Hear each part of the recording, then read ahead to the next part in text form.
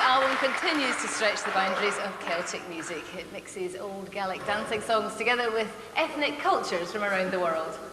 Now, they built up a huge fan base internationally, and last year they spent most of the year touring in Australia and America to sell out gigs. Now, this year coming, they're going to be playing in Italy, France and Spain, but tonight they're going to be playing here in the Great Hall of the Castle. Please welcome with another track from their latest album, Capercaillie.